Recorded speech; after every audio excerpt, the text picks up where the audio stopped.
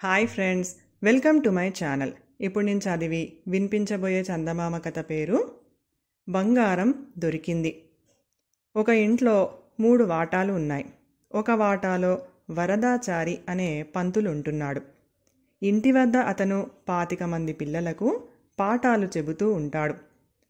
రెండో వాటాలో జోగిరాజు అనే భక్తుడు ఉన్నాడు.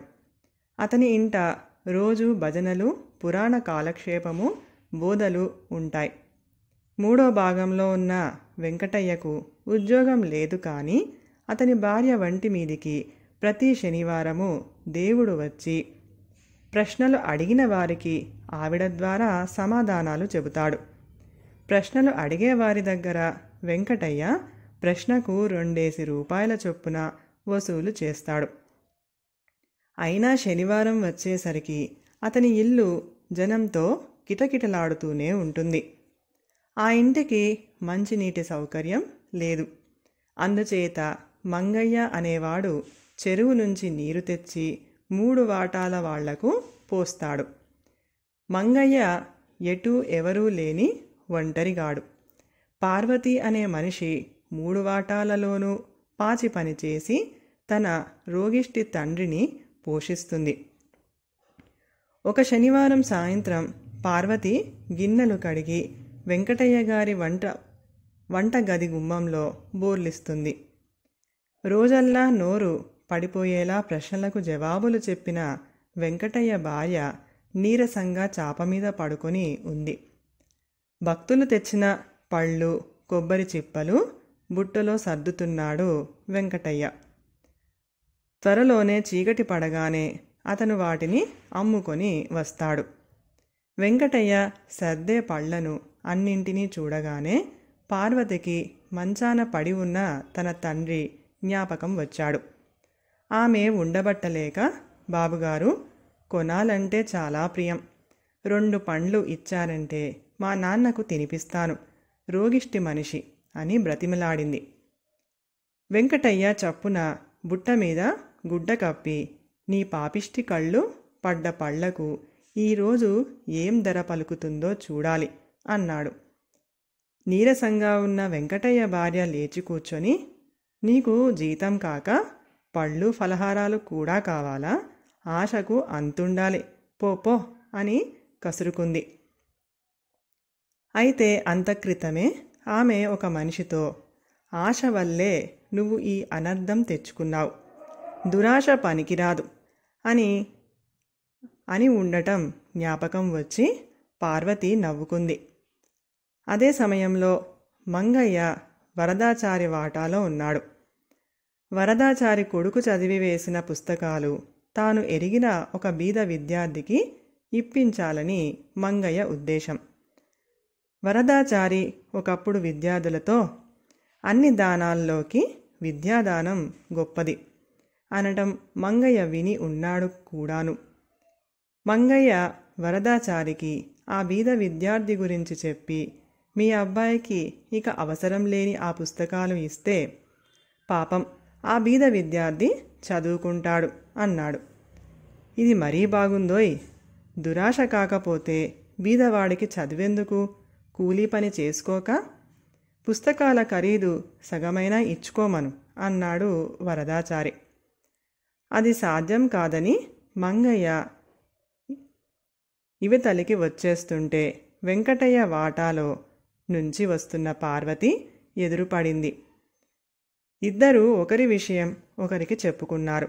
ఈ విషయాలకేం గాని రేపు పక్క ఊళ్ళో జాతర, వెళదామా అన్నది పార్వతి. ఇక్కడ పని ఎవరు చేస్తారు అన్నాడు మంగయ్య. చీకటితో వచ్చి చేసిపోదాం, సాయంకాలం రావద్దు. జోగిరాజుగారు భక్తిగలవాడు, ముందు ఆయన అనుమతి తీసుకుందాం అన్నది పార్వతి. అవును, రోజులో పావు భాగం దేవుడి గుడిలో దైవచింతనలో గడపాలని ఆయన అనడం నేను విన్నాను అన్నాడు మంగయ్య. అయితే జోగిరాజు వాళ్ళు జాతరకు వెళ్ళడానికి అనుమతి ఇయ్యకపోగా, మీకు ఆశ ఎక్కువ, పని చేయకుండానే మీకు జీతం కావాలి, ఒక్క పూట పని మానినా జీతం విరగగోస్తాను, దేవుడి కోసం ఎక్కడికో పోవాలా ఏం? ఆయన ఎక్కడ పడితే అక్కడే ఉన్నాడు అన్నాడు. ఇద్దరూ బయటకి వచ్చారు. ఈ పెద్దవాళ్లు చెప్పేదానికి చేసేదానికి పోలికే ఉండదు అన్నది పార్వతి కోపంగా. మర్నాడు ఉదయం మసక వెలుతురులో నీళ్లు తెస్తున్న మంగయ్యకు ఆ లోగిలిలో ఏదో మెరుస్తూ కనిపించింది. కావిడి దించి మంగయ్య దాన్ని చేతిలోకి తీసుకున్నాడు. అదొక బంగారు ఉంగరం. అప్పుడే పాచిపనికి వస్తున్న పార్వతికి మంగయ్య ఆ ఉంగరాన్ని చూపించి దొరికింది అన్నాడు. దంతావధానం కోసం బయటికి వస్తున్న వెంకటయ్య దొరికింది అన్న మాట చెవిన పడేసరికి గబగబా దగ్గరికి వచ్చి ఉంగరం చూసి, అరే, ఇది నాదే, భక్తులు ఎవరో కానుకగా ఇచ్చారు, నా వేలు నుంచి జారిపోయినట్టుంది, ఇలాతే అన్నాడు. ఇతని వెనుకనే వచ్చిన ఇతని భార్య, అవును, భక్తితో ఇచ్చిన ఉంగరం ఎందుకు పోతుంది, అందుకే దొరికింది అంది. ఈ హడావుడికి ఇవతలికి వచ్చిన వరదాచారి సంగతి తెలుసుకొని, ఆ ఉంగరం నా శిష్యులు నాకు గురుదక్షిణగా ఇచ్చినది, ఇలా అయ్యి అన్నాడు. పగలంతా చేతికి పెట్టుకుని తిరిగారు, జారిపోయి ఉంటుంది అన్నది వరదాచారి భార్య.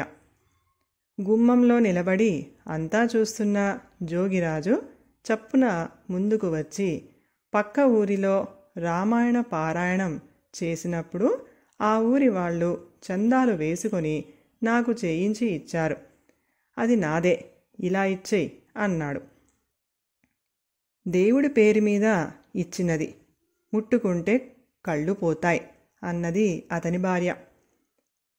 ఎవరి మటుకు వారు ఆ ఉంగరం తమదేనంటూ కేకలు పెట్టుతూ మంగయ్య మీదికి ఎగబడ్డారు. దాన్ని ఎవరి చేతిలో పెట్టాలో మంగయ్యకు తెలియలేదు. పార్వతి చప్పున మంగయ్య చేతిలో నుంచి ఉంగరాన్ని తీసుకొని, నిన్న రాత్రి కామయ్య కల్లుపాకకు ఎవరు వెళ్ళారో వారిదే ఈ ఉంగరం, ఇది మంగయ్యకు కల్లుపాకలో దొరికింది అన్నది. ఈ మాటకు అందరూ తెల్లమొహాలు వేసి ఉంగరాన్ని తిప్పి తిప్పి చూసి పొరపాటు పడ్డాం, ఇది మాది కాదు, అచ్చం ఇటువంటిదే మా దగ్గర ఉంది, పెట్టెలో పెట్టి మర్చిపోయి ఉంటాం అంటూ చల్లగా జారుకున్నారు. వాళ్ళు వెళ్ళగానే పార్వతి విరగబడి నవ్వింది. ఉంగరం కల్లుపాకలో దొరికిందని ఎందుకు అబద్ధం చెప్పావు అని మంగయ్య ఆమెను ఆశ్చర్యంగా అడిగాడు. నువ్వు వట్టి అమాయకుడివి, మనుషుల నైజం పసిగట్టలేవు.